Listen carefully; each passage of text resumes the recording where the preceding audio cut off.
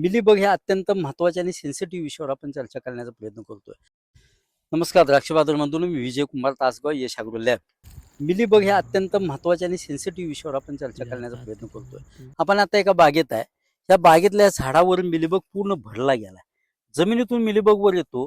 त्याच्या ज्या मुंग्या आहेत त्या मुंग्या मिलीबग संपूर्ण ओलांड्यावर काडीवर त्याला नेतात आणि जिथं झाडाची जखम आहे किंवा जखम नाही अशा ठिकाणी जखम करतात आणि त्या मिलीबग त्या खोडातलं रस सगळा शोषून घेतो.